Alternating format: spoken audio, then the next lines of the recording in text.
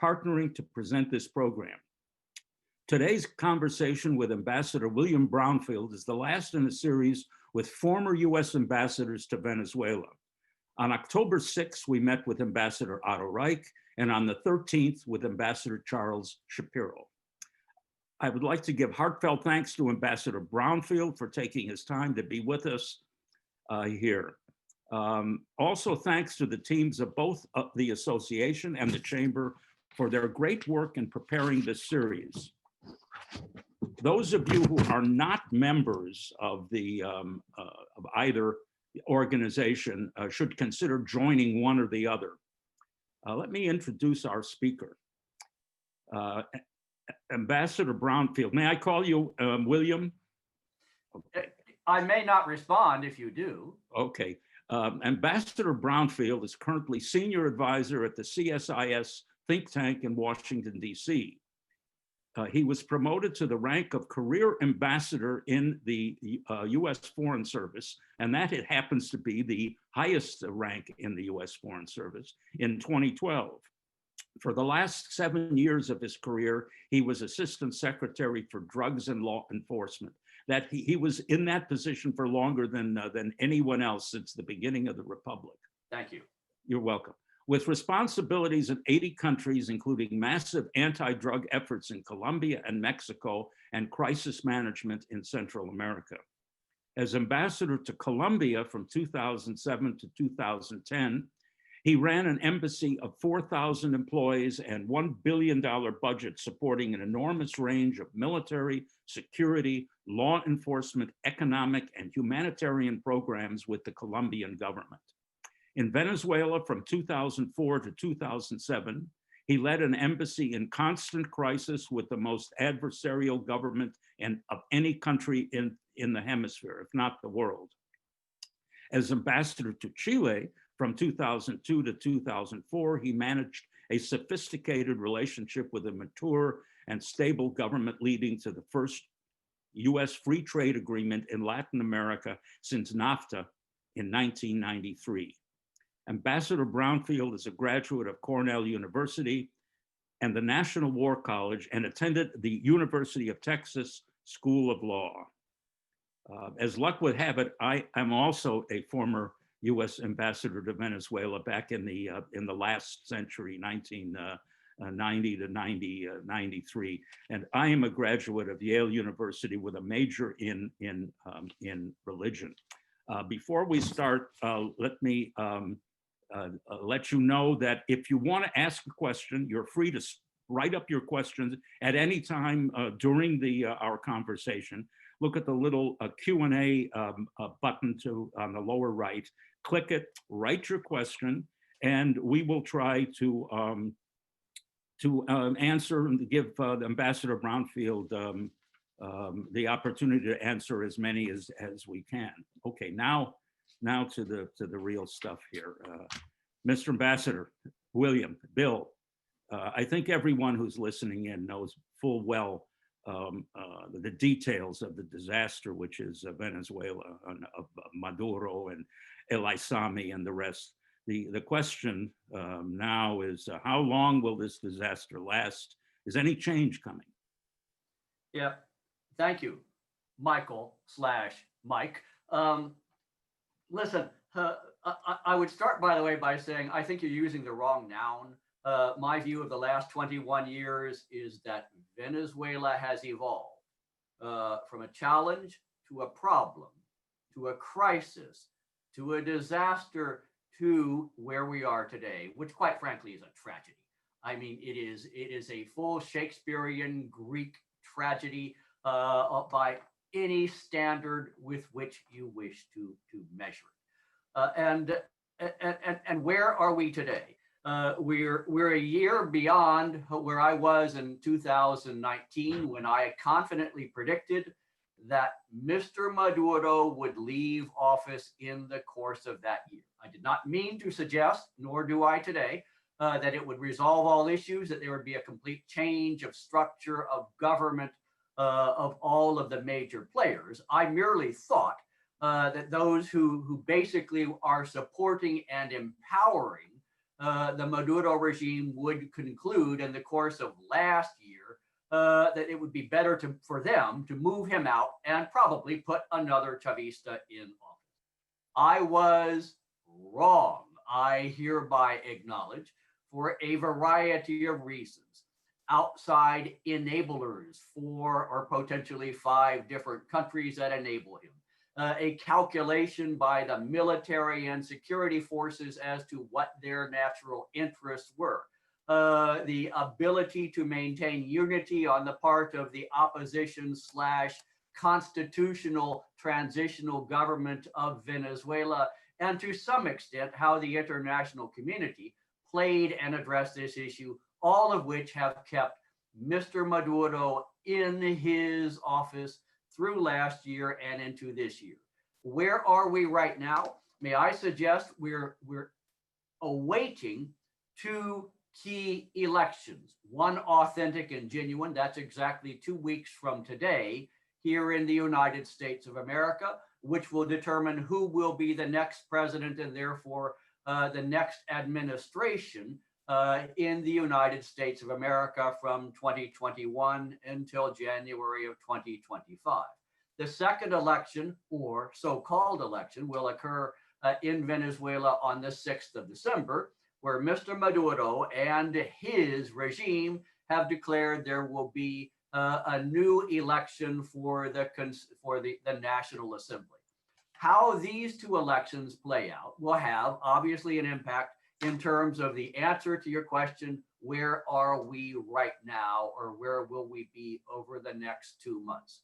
That said, and I've already threatened that I'm going to say this at least 3 times in the course of this hour, I would like to propose to everyone who is listening that as we evolve into and through these 2 elections, and if as dozens, if not hundreds or thousands of different ideas and proposals and strategies and tactics and dialogues and conversations and resolutions and declarations all begin to fill the airspace and the electrons that connect us all here on planet Earth, let me suggest that there is one unifying factor that we should all accept as the strategic objective.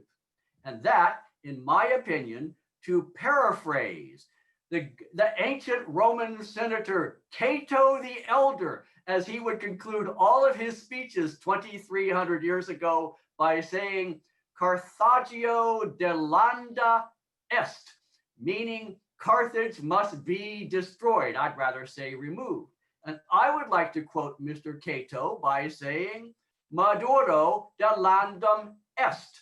Maduro must go. If we can accept that as the strategic objective, then all the tactics are, of course, on the table. So long as we all agree that is what we are trying to accomplish, then by all means, as we move into new administrations, different elections, different governments, let us have that discussion, but let's not forget the fundamental strategic objective. Okay, but one of the problems is that the Carthage didn't have Cuba and Iran and China and Russia and Turkey supporting them. The Romans had an easier time. Now, I admit that Maduro is no Hannibal, but I think Rome had an easier time getting rid of Carthage, destroying Carthage, I think, than a lot of us will have in getting rid of Maduro, given all the Cubans there and the Russian support and the Iranian support and all the rest of that.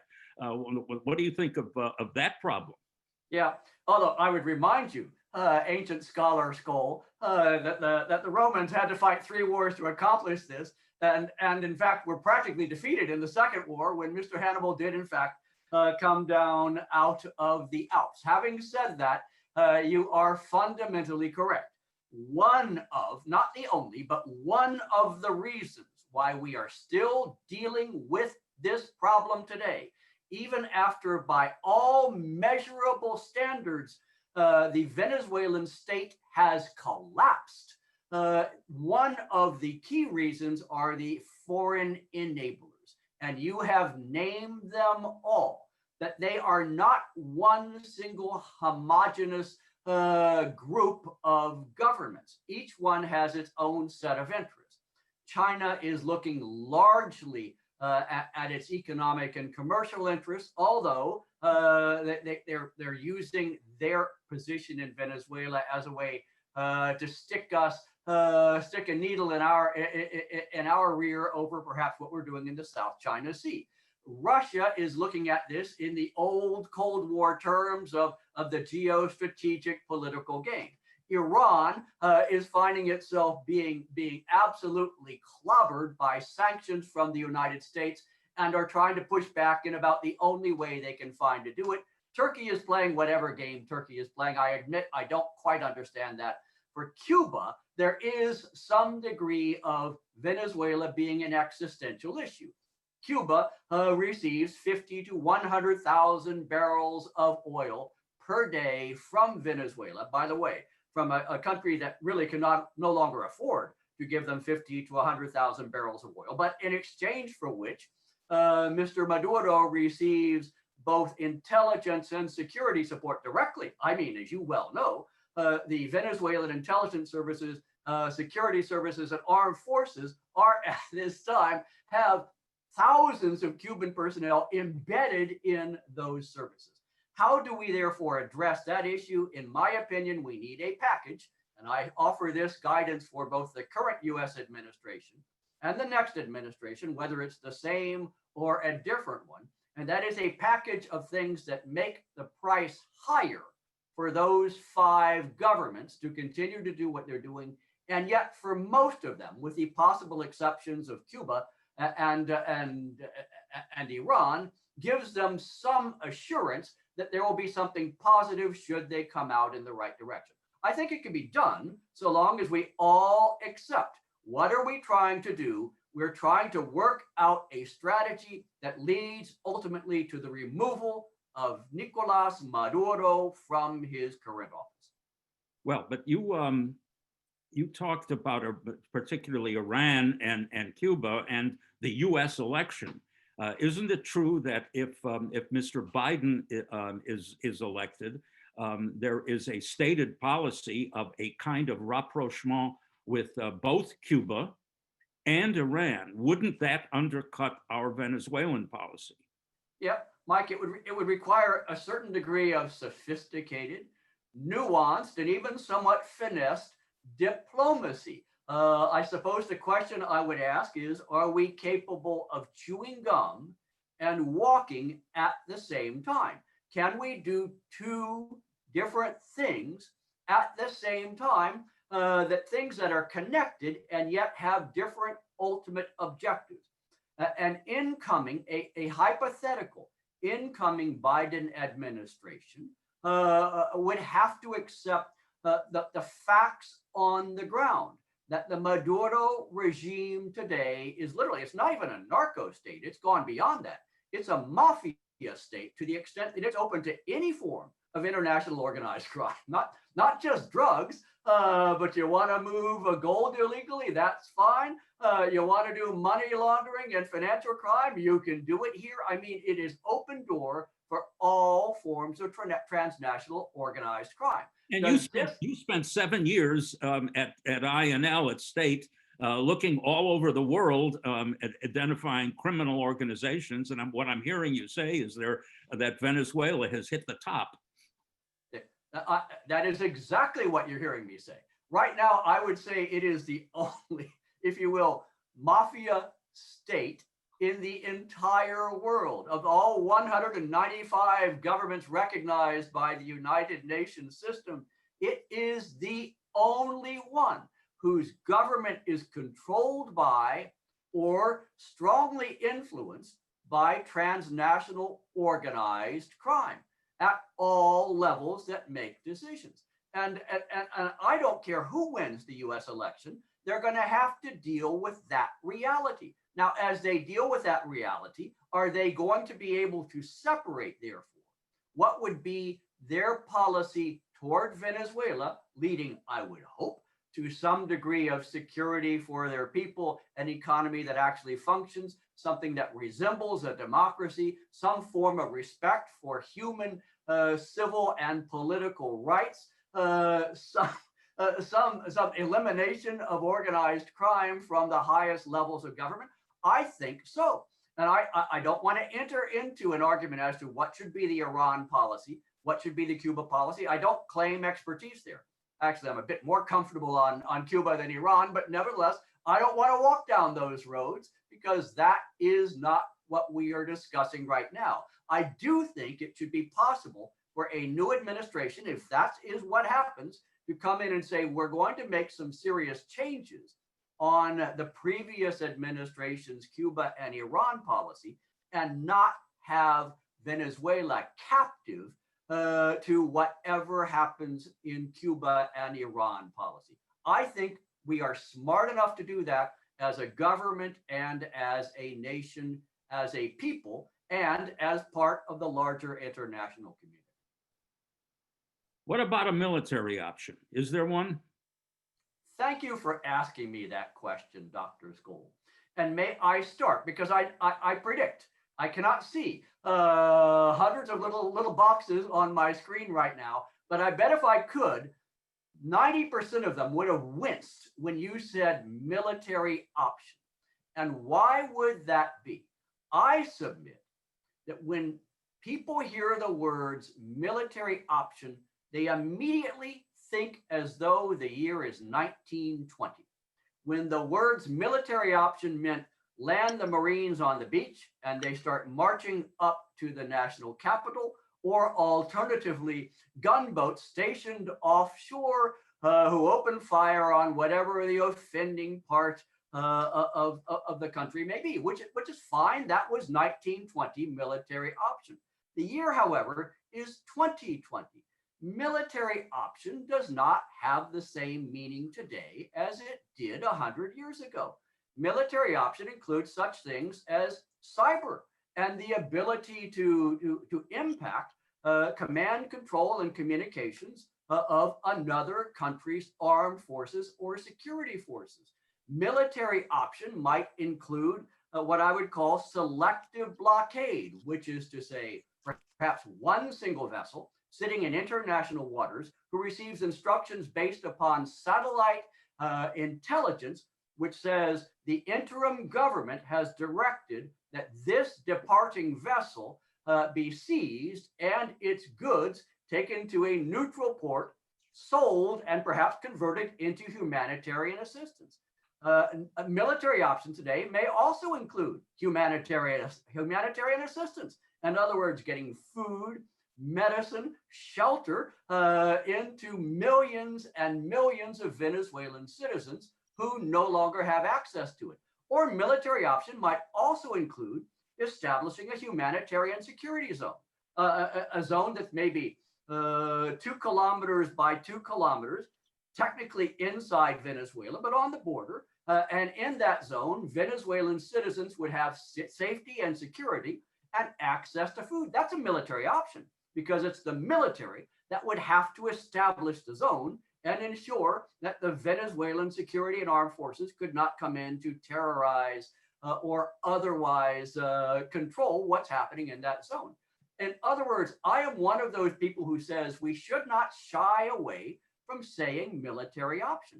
It also, in my opinion, makes me pleased to use that word and think that every time we use it in a public, or for that matter, even private setting, it gives the Minister of Defense and the Venezuelan Armed Force commanders reason to wake up every morning a little bit concerned and say, good Lord, are we going to have to deal with some sort of military issue here? I think whether we're going to do it or not, just putting the issue out there has positive impact, gets members of the military and security forces talking among themselves when they can separate themselves from their Cuban overseers and talking about how far do we want to go? Is this a good idea or a bad idea? I don't shy away from the expression military option.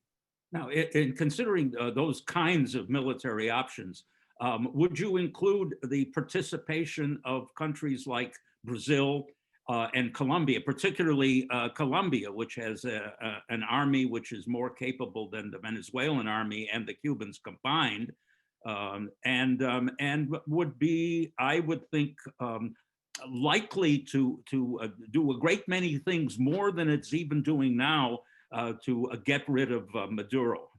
Yep. Mike, to begin with, as I think of international options and international efforts to address the Venezuela tragedy, I think going from the outside in, the furthest, the biggest circle around the periphery is what I call the United Nations and the international organizations. The problem in terms of what they can do is the China and Russian veto, basically over any energetic option. Okay, so drop into the next circle, and that would be, in my opinion, the regional organizations, at least those that choose to engage. The OAS, which is actually very active. It's more active on Venezuela than I have seen it on any issue. Lord, almost in my lifetime, maybe even in yours. God knows how far back that goes. I go way back, and Almagro is one of the heroes of he is our indeed, and he doesn't get as much credit for it as he should. But I believe that is an effective mechanism. It is still controlled, obviously, by the need for some form of consensus or at least substantial majorities to make decisions. Drop it down one more and get to a voluntary association, the Lima Group. I believe it's 14 governments that cooperate and are in fact taking very firm hard lines, which include Brazil and Colombia. But we get to the closest, which is to say, who are the core three on any hard-edged option? And you have already named two of them, and by implication, since we're all sitting inside the third one, the core three are the big neighbors. That is Brazil and Colombia, plus technically we're a neighbor as well, by the way. We have a maritime border with Venezuela, and that's the United States of America. And at the end of the day, the answer to your question is yes. Of course, there has to be basic understanding. The discussions will happen ideally in private. That's the nice thing about having it down to just a core group of three governments. They can have a small private conversation about what can they accept, what can they not accept, what are they willing to do, and what are they willing to allow others to do, but perhaps using either their maritime or land borders that would permit that to happen.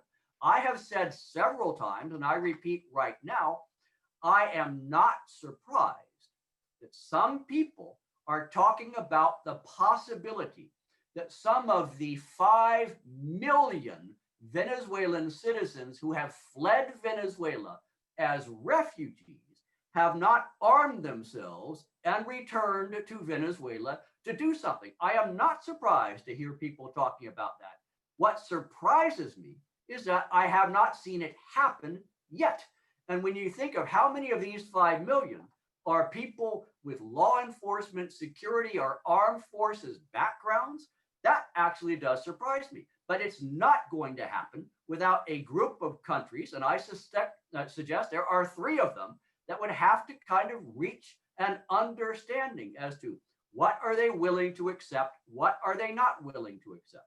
And that is a fair issue, and that would fall in the category of military option, despite the fact that I'm not suggesting that U.S., Colombian, or Brazilian forces would be involved in any way, shape, or form. But if it's going to happen, somehow or other, they are going to have to say, yes, we see it happening, and we either are not going to take steps to stop it, or alternatively, we'll take some steps, but not others.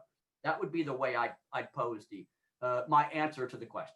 Well, but what you're saying in effect is also that it would take that kind of almost extreme series of measures to do something.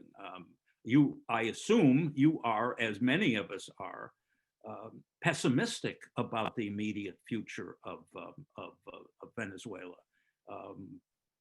Many of us were like you a year ago, thought that it would be over quickly. It's not over quickly. It's likely to last quite a bit of time. Are you pessimistic? Like, I'm long-term optimistic.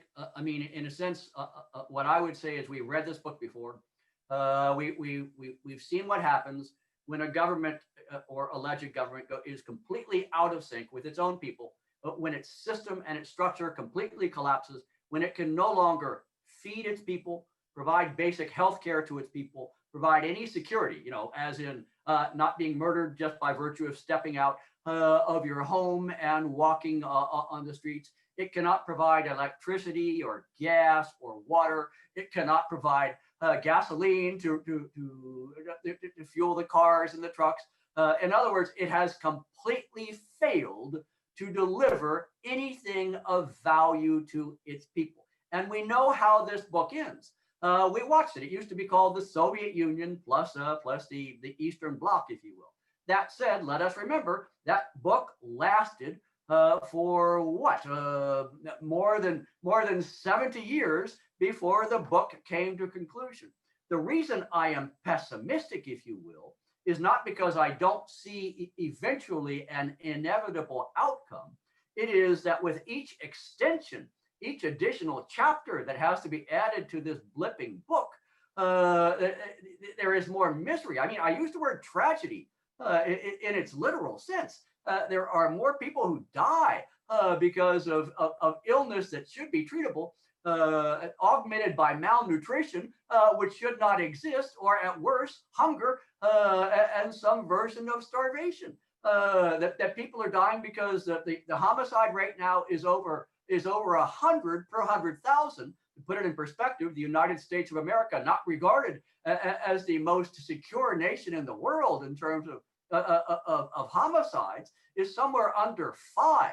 May I restate that? Over 100 in Venezuela, below 5 in the United States of America per 100,000. That's why I have pessimism with every single extension. At the end of the day, this system will collapse. And then the question, in a sense, is will the international community or aspects of it be able to play an adequate role so that the ultimate collapse does not result in enormous volumes of blood shed on the streets and chaos that actually destabilizes practically all of northern South America and chunks of the Caribbean and Central America as well. This is why, in my opinion, it is in our interest. In this sense, I don't care who gets elected president of the United States on or after the 3rd of November. Either one will have to deal with this reality. And it is in our interest to support a policy and a strategy that drives to the strategic objective. Maduro must go, and does it in a way that at least begins to lay the groundwork for a structure that the international community can support, whether it's then providing security, whether it's providing emergency humanitarian assistance, whether it is providing protection to those who will go in and form some sort of transitional government.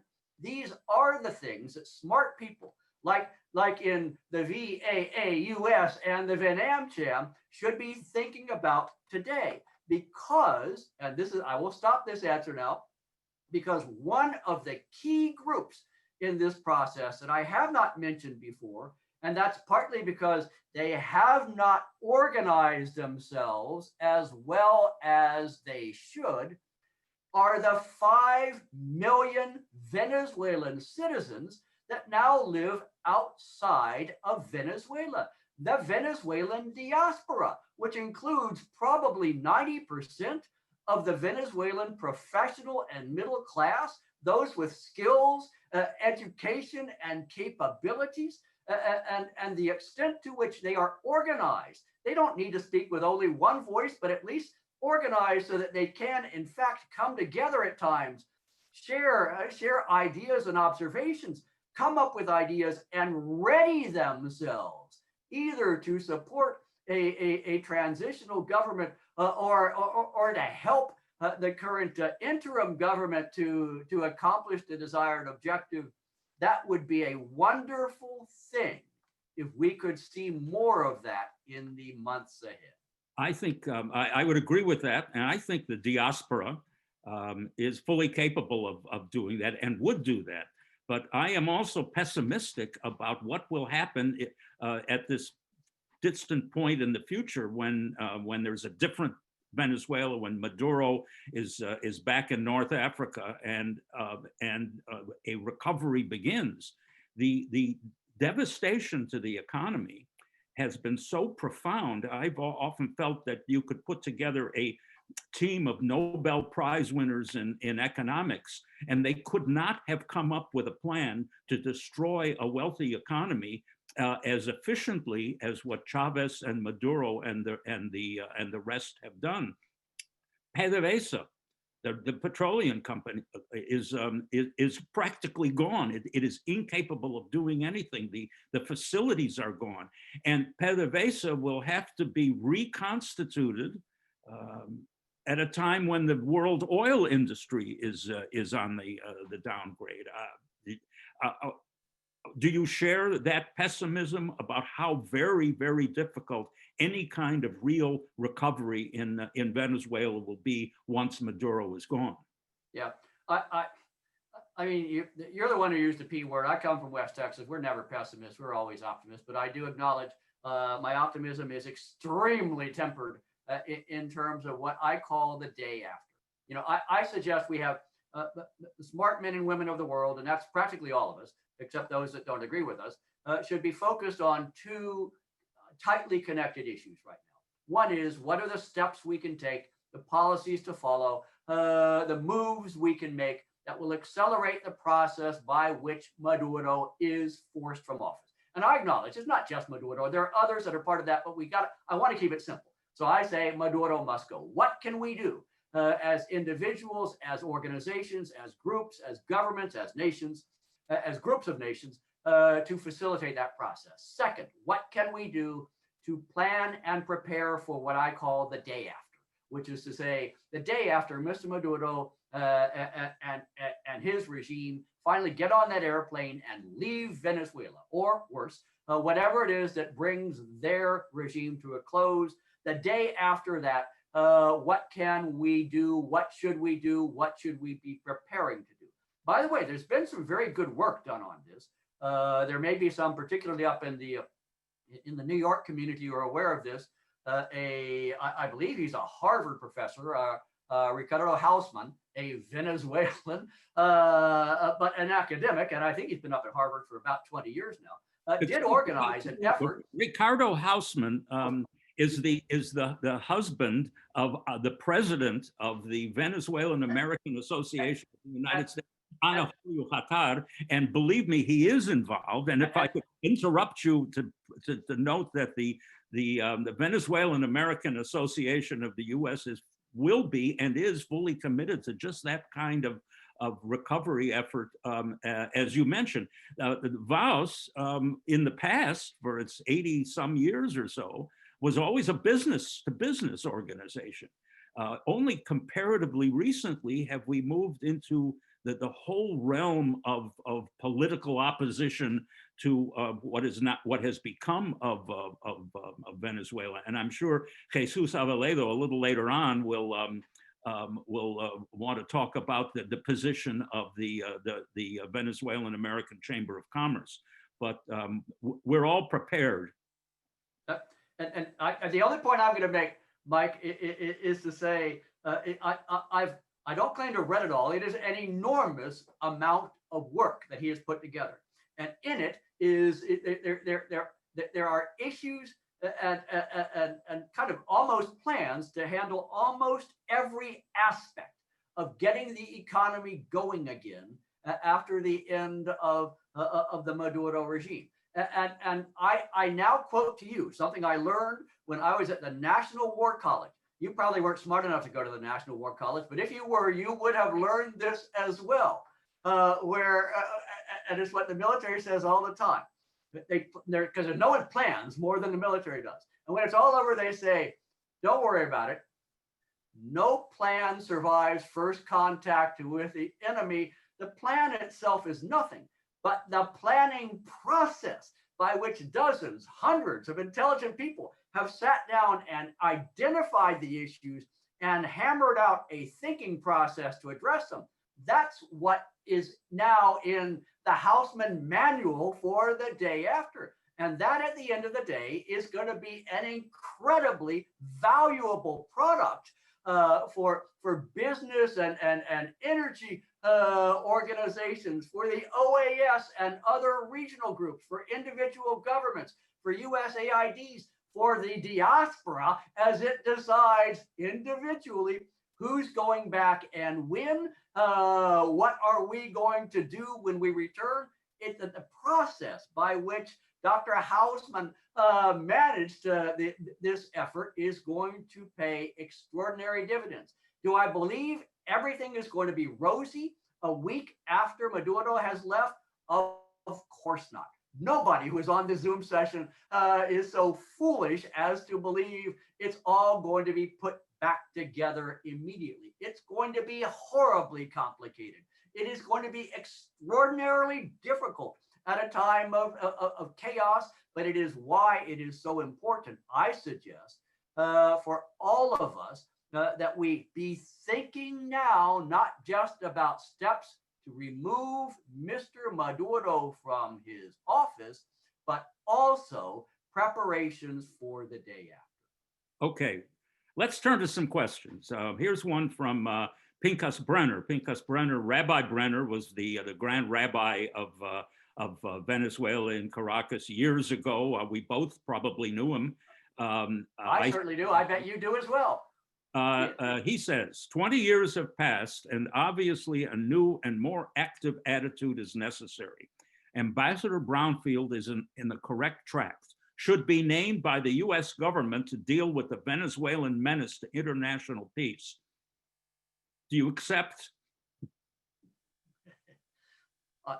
I will offer a careful response, Dr. Skoll and Rabbi Brenner. I will say, obviously, any president and any administration will make its own decisions, their own decisions as to how they want to organize their efforts and who they want in various positions. That's thing one. Thing two, both you and I spent our entire professional careers trying to ensure that the U.S. government's approach to diplomacy and foreign affairs and foreign relations was done in a structured and coherent manner. The State Department is organized in a logical way. You want to make sure that however it is that the president decides to organize his or her efforts, is able to work with the Department of State and its appropriate bureaus and so forth. Third and finally, however, I will finally answer the rabbi's question posed through you. And I would say, if asked, I would give it very serious thought. What I would talk about if I were asked would be, what exactly does the administration envision to be the role, authorities of this position? And of course, what does the administration have as its core guidance in terms of what it is trying to accomplish in Venezuela? I would not wish to be party to something that, in my opinion, would not actually address the fundamental issues and lead to the outcome that I believe is necessary. Okay, here's one from another old friend from Venezuela, Beatriz Rangel. If the Venezuelan regime is the political embodiment of transnational organized crime, why is it that no country has invoked the UN Convention against Transnational Organized Crime against its regime? For a lot less, the US invoked UNCTAC, that's UNCTOC, against FIFA, that's the International Football Federation. Do you have a thought on that? Yeah, I do, and I was even nudging around on this issue before I retired at the end of 2017, which was to say, the first year of the current administration, when it began, and I was still the Assistant Secretary for Drugs and Law Enforcement. And it became clear to me pretty early on that the current administration was taking a more forceful approach to Venezuela policy than did the predecessor administration of Barack Obama. And I ran into one serious issue, and that is any implementation, in essence, kind of operationalizing of UN conventions of any sort eventually has to filter through, you guessed it, the Security Council of the United Nations. And it was pretty clear in 2017. It's excruciatingly clear now that two veto holding members of the Security Council, and I don't wish to beat around the bush, they are Russia and China, would not permit it. As a consequence, we have moved, in my opinion, correctly. This administration has moved to a much more aggressive policy, not just on sanctions, but also on indictments. And the importance of that, in my opinion, is the sanctions can, in fact, be dropped. It's by executive order. So you can terminate a sanction with a flip of a presidential pen, and the sanction is lifted. An indictment actually is a legal process. Now, an indictment can also be lifted, but at the end of the day, it is a process that is designed to say to the named individuals, and equally important, those who are wondering if there are sealed indictments out there that might actually involve them, that at this point in time, if they step foot outside of Venezuela, there is a very real chance that someone will detain them and make them available to the legal authorities of the United States of America. So at the end of the day, is there more we can do? Yes, there is. But doing something collectively tied to an international or UN convention is going to continue to run into the roadblock of veto wielding members of the UN Security Council. Okay. Let me add that people like Beatriz Rangel and Rabbi Brenner are exactly the type of expatriates from Venezuela who might be relied upon at that point when there is a new Venezuela without Maduro and company to help that country back on its feet. And here's another one, Milos Alcalay, another old friend who was once the Venezuelan ambassador to the UN until he ran afoul of somebody called Chavez. Here it is. My best regards to my friends Skoll and Brownfield in this outstanding presentations. I agree totally with Ambassador Brownfield with the need of adopting a direct and simple strategy. Maduro must go. How can American diplomacy adopt this position? How can American diplomacy help to end with the multiple and contradictory mini strategies in Venezuela and in the international allies, OAS, European Union, and other key actors to adopt the strategy, Maduro must go? And in fact, Ambassador Alcalay, not Skoll, I believe what I am wrestling with, and what I invite you and other leaders, particularly in the Venezuelan diaspora here in the United States, without even talking about the larger diaspora in Colombia, others throughout South America, big blobs in Europe, particularly in Spain. What my proposal is to cut through the inevitable arguments that will occur whenever a new administration comes to office in the United States. And whether that happens on the 20th of January, 2021, or the 20th of January, 2025, and everyone is entitled to their own views on that, there will be, as I read the Constitution, there will be a new administration. What happens then? No president in the United States of America has come to office with a battle cry, the rallying cry, we will do everything that our predecessor did. By definition, a new president, a new administration has to be able to say, we have a different policy. We are different from those dumbbell idiots that were here before us. They will say, not me. And then my suggestion is, rather than having 3 years of argument over what the strategy should be, what the tactics should be, should it be dialogue, or should we just lay down conditions? Should we send observers? Should we have a small group of former senior leaders who will go in and try to talk to designated individuals? Will we have more sanctions or fewer? Do we need to give them a roadmap for getting out of sanctions? These are the sorts of things that people will spend decades arguing about if they are given that opportunity.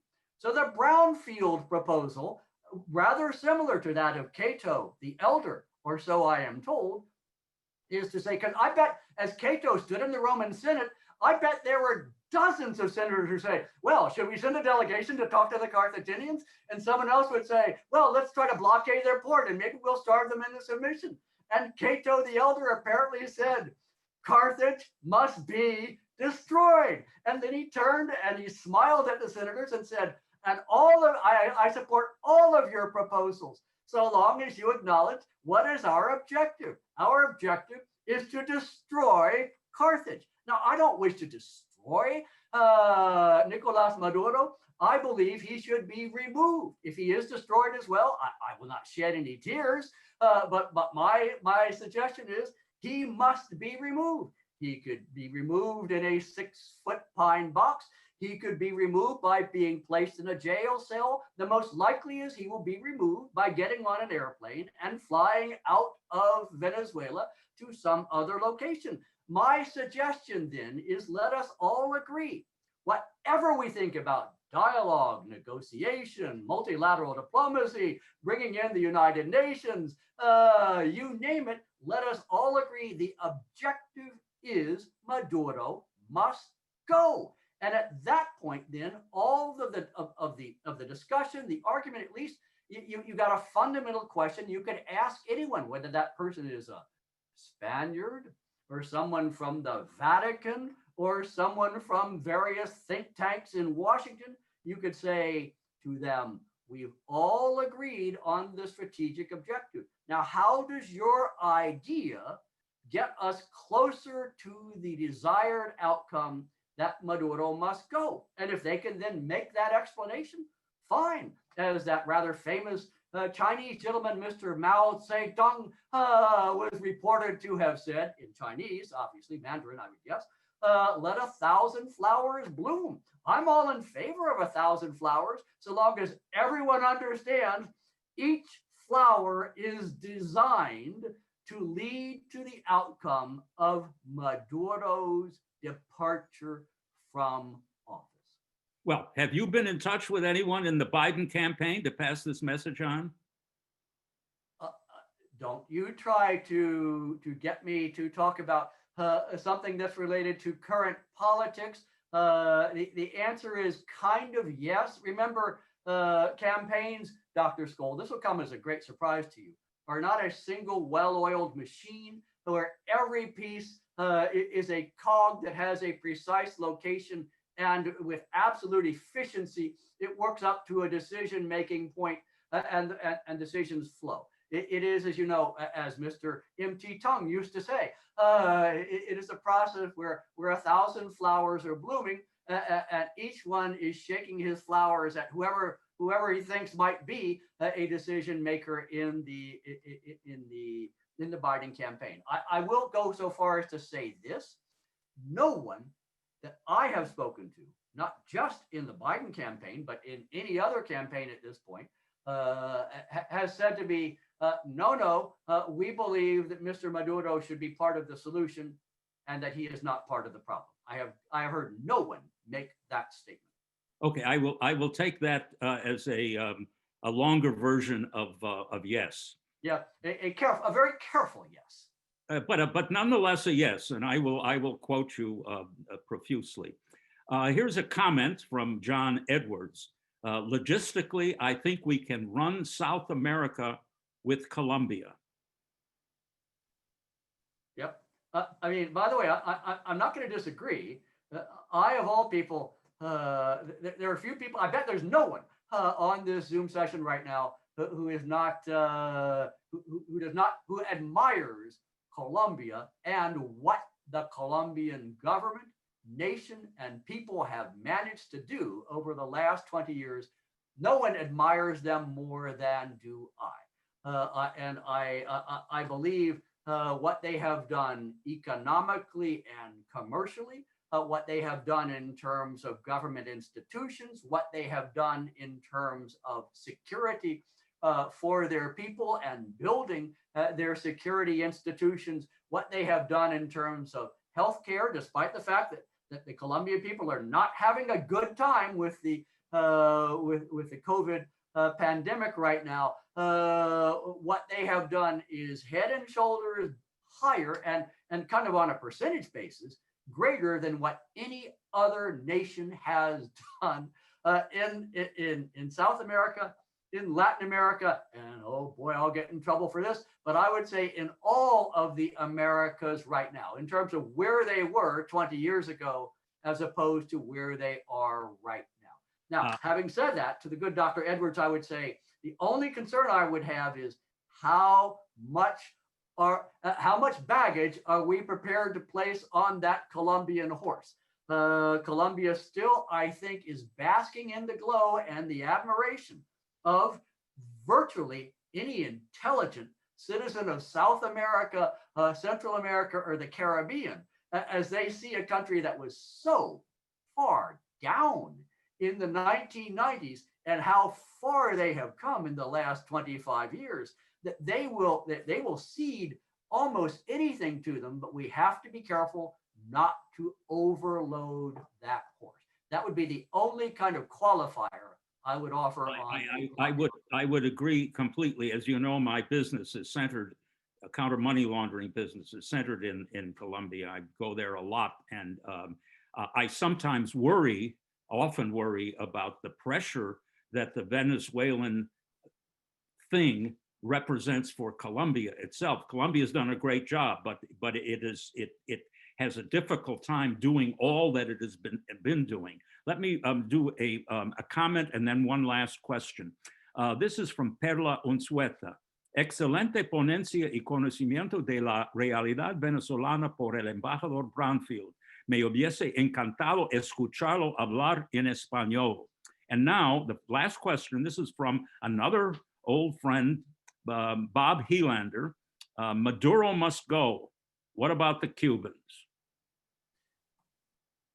Mira, podría responder en español. En ese sentido, para hablar, but I can see you frowning, Dr. Skoll. Por lo tanto, no lo haré, pero podría hacerlo para que sepan todo el mundo, después de 10 años fuera de Venezuela y Colombia, aún puedo manejar algo de español. Okay, let me offer a response.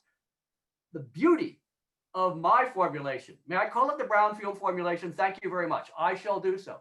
The beauty of the Brownfield formulation is that basically it answers Mr. Highlander's question, and that is Maduro must go. That's the strategic objective.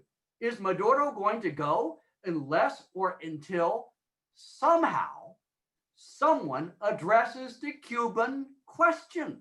Not just the question, the Cuban reality, which is to say thousands of Cuban military and intelligence personnel permanently embedded in the Venezuelan security, armed forces, and police and law enforcement institutions.